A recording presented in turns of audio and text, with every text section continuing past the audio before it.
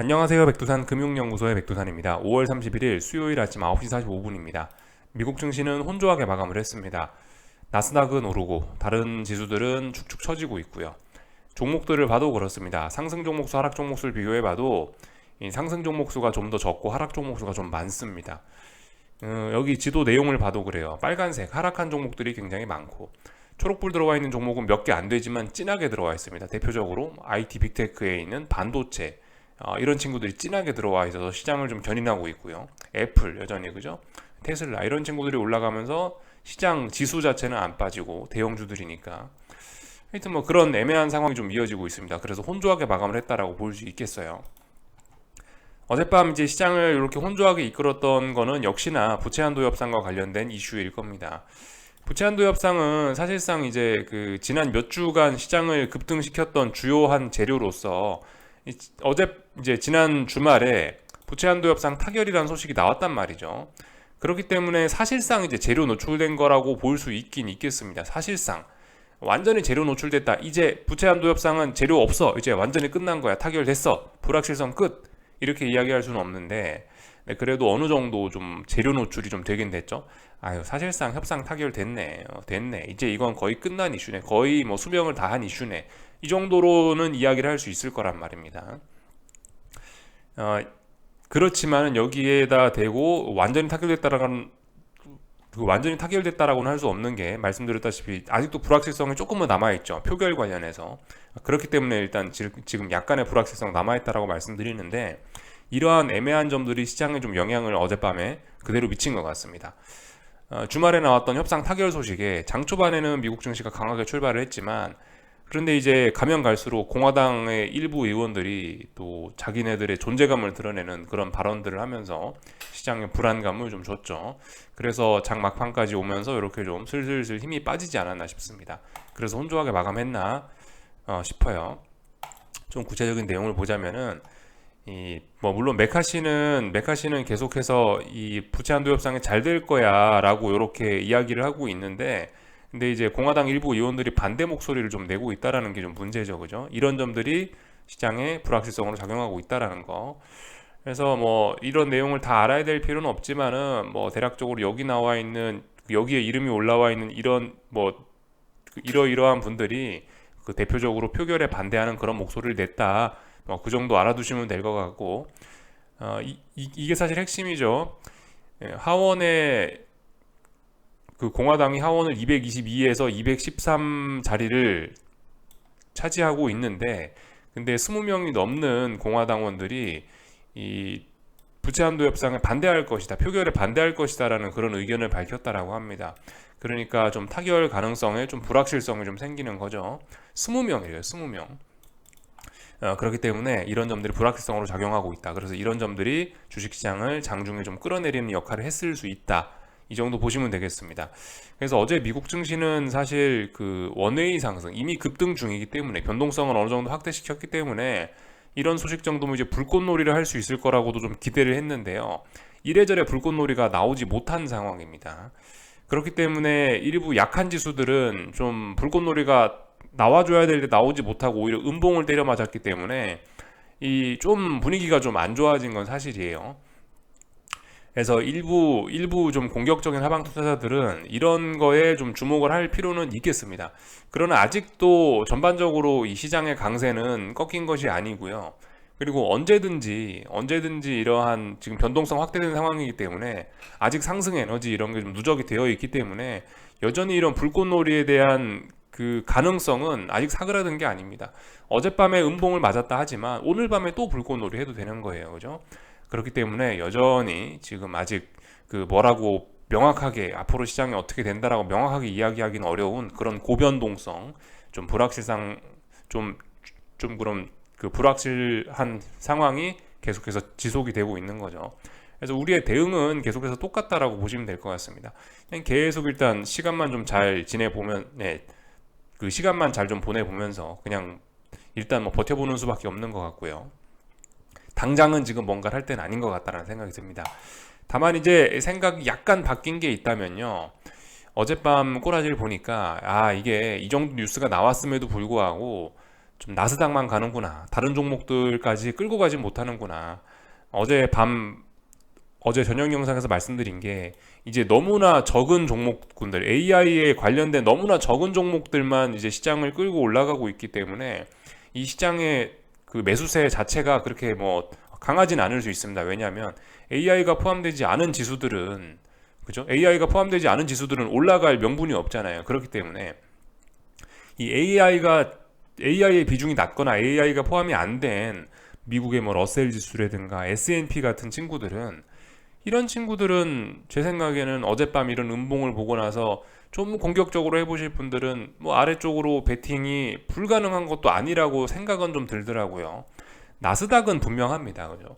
나스닥 혹은 반도체 지수 이런 것들은 분명합니다. 지금 하방 베팅하면 큰일 날 수도 있죠. 굉장히 위험하죠. 지금은 아닌 것 같아요. 근데 뭐 S&P, 뭐 러셀 혹은 뭐 다우 지수 이렇게 좀 반도체의 영향을 덜 받는 친구들은 그래도 아래쪽으로 베팅하고 할 만한 그런 근거는 좀 있긴 있는 것 같습니다. 물론 근데 아직까지 시장은 강하다는 거 그죠? 강하다는 점을 인지하셔야 됩니다. 또 그리고 어쨌든 대장이 나스닥이잖아요. AI가 있든 없든 간에 시장이 죽고 싶으면 결과적으로 그러니까 이렇게 보시면 돼요. 그러니까 결과적으로 시장 전반적으로는 다 같이 힘든데 이 최근에 시장 지수를 끌고 올라간 건 AI와 뭐 애플 이런 거밖에 없거든요. 얘네가 끌고 올라간 거거든요. 결과적으로 시장이 크게 무너지고 아래쪽으로 베팅을 해서 수익을 내고 싶으면 결국 얘네가 다시 죽어야 된단 말이죠. 반드시 AI가 죽어야 되고 반드시 애플이 죽어야 될 겁니다. 얘네가 시장을 끌어올렸기 때문에 얘네가 죽어야 시장이 아래쪽으로 본격적으로 갈 거예요. 사실 뭐 지금 그래서 일부 약한 지수들은 S&P나 러셀 지수 같은 거는 이런 거 아래쪽으로 베팅을 할 수 있을 것 같긴 한데 문제는 이제 말씀드렸다시피 대장이 눈을 시퍼렇게 뜨고 있는 한 나스닥 대장, AI 대장들이 눈을 시퍼렇게 뜨고 있는 한은 아래쪽으로 베팅을 해도 솔직히 별 재미는 못 볼 수 있을 것 같다 라는 생각이 좀 있다는 거죠. 그래서 베팅할 수 있을 것 같다. 일부 약한 지수는 그러나 지금은 일단 별 재미를 못 볼 가능성이 좀 높을 것 같다. 좀 더 고생을 할 가능성이 높을 것 같다라고 생각이 됩니다. 근데 기술적으로 할 수는 있을 것 같다. 이런 약한 지수들은요. 못 가니까요. 그죠? 가야 될 때 잘 못 가고 있으니까 할 수는 있을 것 같다라는 생각이 네, 그런 생각이 좀 들더라고요. S&P인데 예를 들면 4,200짜리가 중요한 자리인데 뭐 물론 요즘 돌파 한착하긴 했지만 말씀드렸다시피 이 레벨업을 했으면 빨리빨리 가야 된단 말이죠. 근데 계속해서 상승이 좀 지연되고 있다는 거 이런 것들 좀 안 좋은 점인 거고요. 이 AI와 IT 빅테크의 영향을 못 받는 러셀 이런 친구들은 뭐 보시다시피 다중고점형 이런 식으로 지금 만들어지고 있기 때문에 이런 거는 그냥 아래쪽으로 베팅할 만한 근거들이 있는 거죠. 여기 이런 자리들이 저항이니까 그죠? 이런 자리들을 기준으로 해서 아래쪽으로 베팅도 할 수 있다.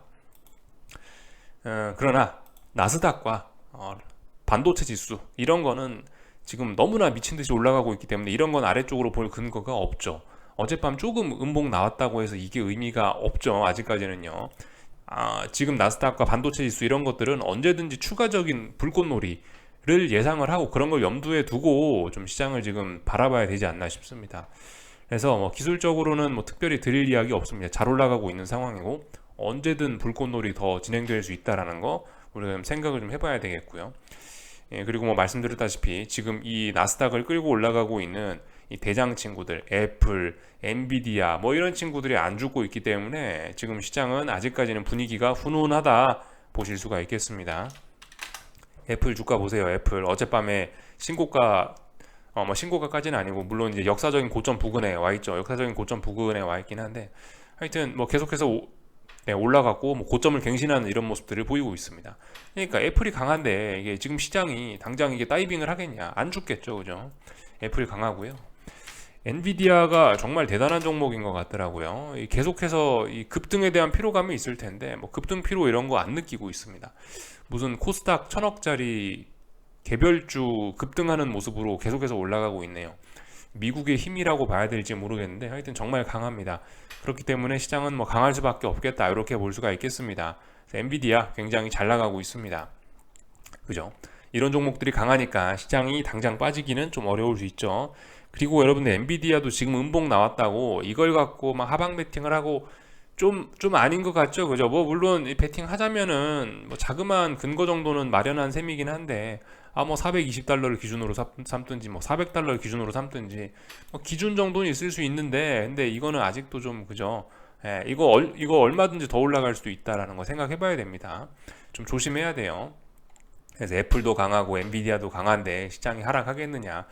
아직까지는 시장의 변동성이 확대된 상황이고, 언제든 이런 친구들을 기반으로 해서 어쩌면 모릅니다. 엔비디아가 좀 지쳤으니까 애플을 핑계로 뭐 애플을 어떻게 급등시키면서 또 올라갈 수도 있죠, 그죠? 대장 바꿔가면서 또 올릴 수 있다고요.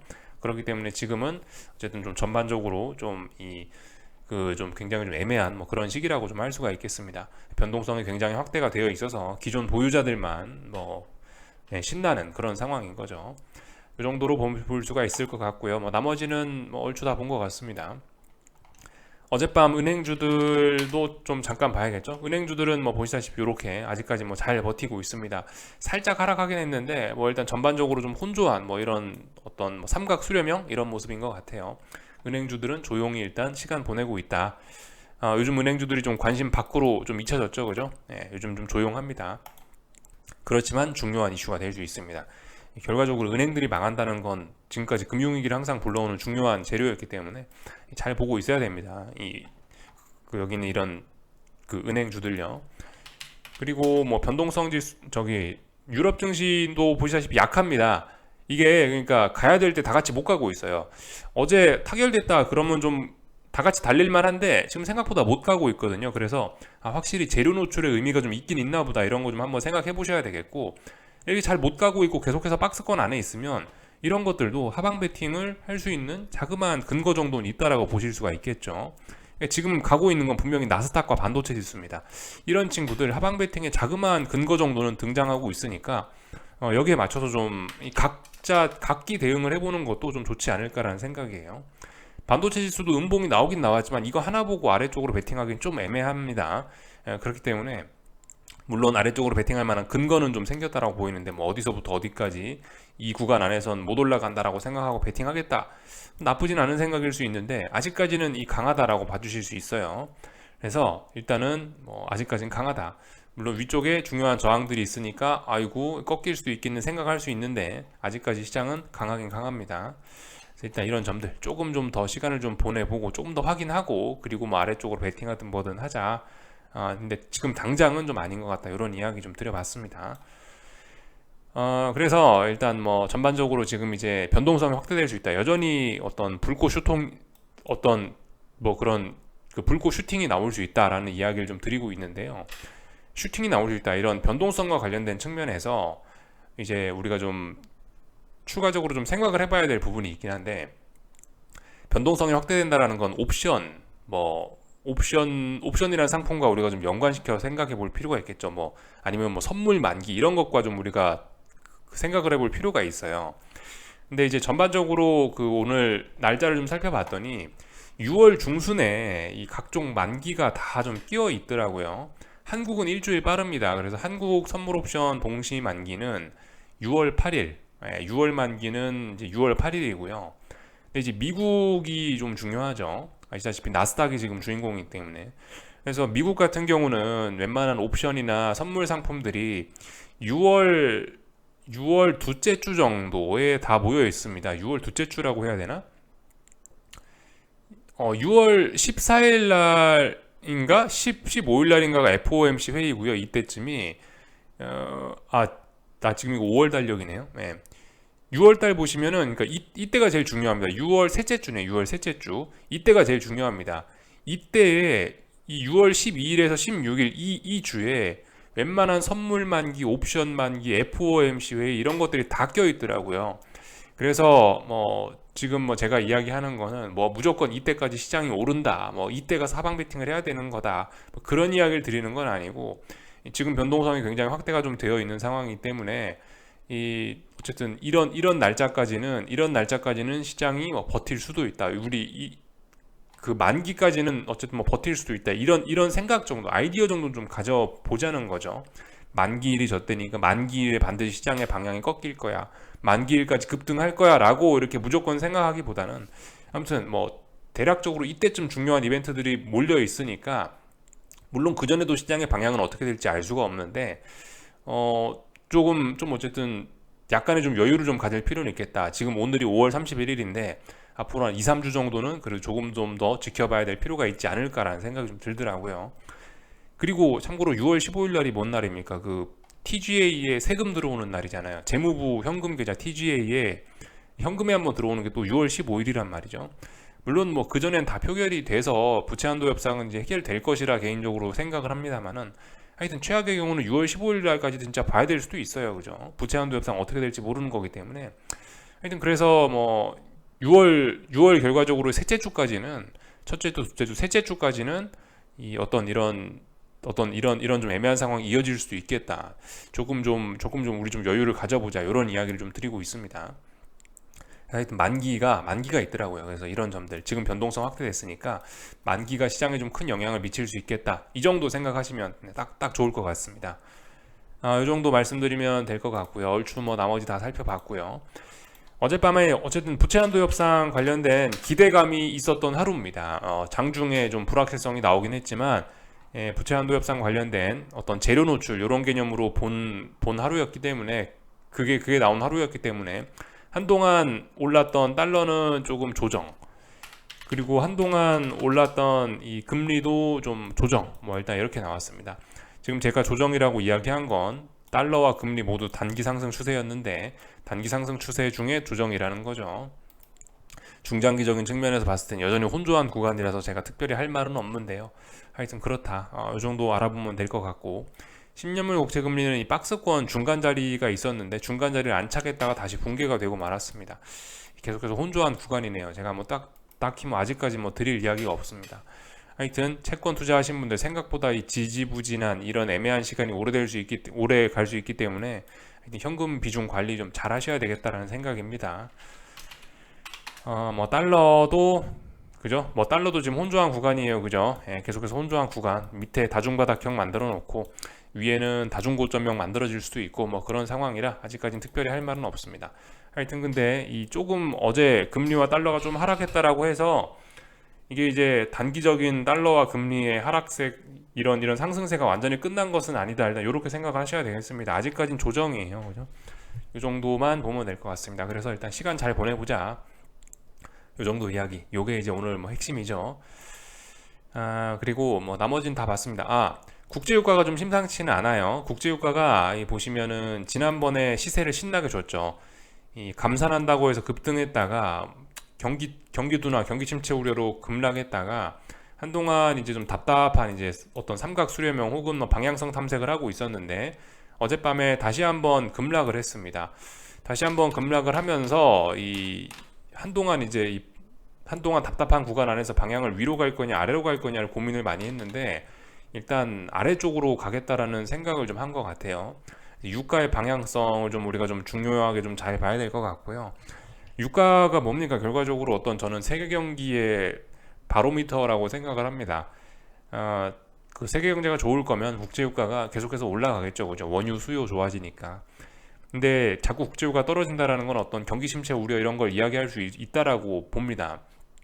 그래서 뭐 이런 것들 우리가 어쨌든 좀 주목해서 볼 필요가 있겠습니다. 국제 유가 자체가 문제가 아니고 이게 어떤 세계 경기의 바로미터로서 역할을 할 수 있다. 코스피처럼. 저는 코스피하고 국제유가가 좀 비슷한 류의 위험자산이라고 생각을 해요. 개인적으로 둘 다 어떤 세계 경제의 세계 경제의 신호등 같은, 어떤 탄광 속의 카나리아와 같은 그런 역할을 한다라고 생각을 합니다. 그래서 좀 중요하게 보고 있는데, 하여튼 뭐 지난 오랜 삼각 수렴형 혹은 뭐 어떤 그 혼조한 시간을 끝내고 아래쪽으로 일단 방향을 잡았다라는 거, 좀 재밌는 점이 아닐 수 없겠습니다. 그렇지만 아래쪽으로 가는 것도 좀 답답할 수 있어요. 왜냐하면 여전히 어떤 직전 저점, 전 저점들에 대한 이런 부담들이 있기 때문에 아래쪽으로도 시원하게는 좀 어려울 수 있습니다. 근데 일단 단기적으로 아래쪽으로 가기로 마음 먹었다. 이 정도로만 하면 될 것 같아요.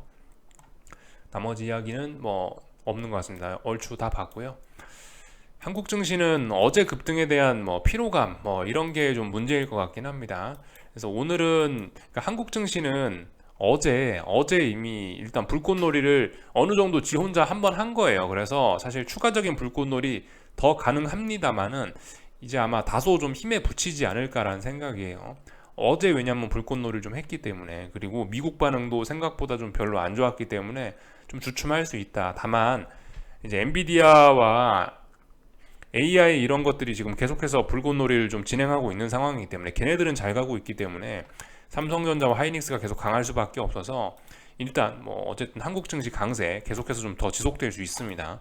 그렇기 때문에 아무튼 한국 증시도 아래쪽으로 지금 막 들이대고 막 그럴 때는 아니죠, 그죠? 분명 그럴 때는 아니고, 하방 보시는 분들은 위험 관리를 할 때입니다. 지금 단기적인 흐름은요, 코스피도 거의 뭐 나스닥 뺨치게 움직이고 있기 때문에 조심하셔야 됩니다.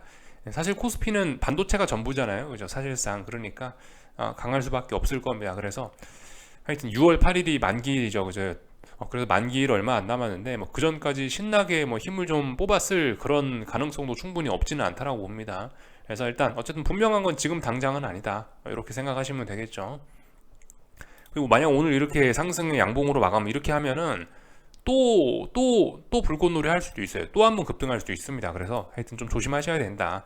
전반적으로 지금 세계 증시의 변동성은 확대가 되어 있는 상황이고, 이런 분위기에 찬물을 끼얹는 게 없기 때문에 계속해서 지금 올랐다 하면 슈팅성 흐름이 나타날 수 있다. 계속해서 급등 흐름 이어갈 수 있다라는 거 생각을 하셔야 되겠고요. 오늘은 코스피가 쉬어가니까 오늘은 코스닥이 올라가네요, 그죠? 이렇게 보시면 될 것 같습니다. 순환매 돌려가면서 이렇게 올라가고 있는 이런 모습입니다. 역시 코스닥도 이 중요한 어떤 직전 고점 자리를 넘어가려는 그런 모습이네요. 직전 고점 자리 여기죠.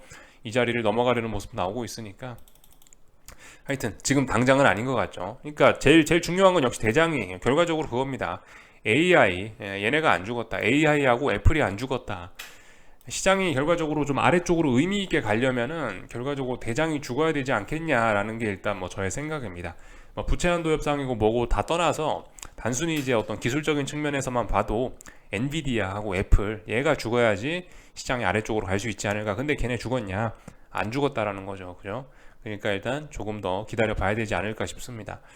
중요한 거는 6월 중순에 FOMC 회의까지 다 몰려 있으니까 6월 중순쯤까지 결과적으로 좀 길게 이어지는 지지부진한 싸움이 되지 않을까 싶기도 합니다. 그래서 일단 여기까지 하겠습니다. 궁금한 거 리플 남겨주시고 오늘 저녁에 뵙도록 하겠습니다.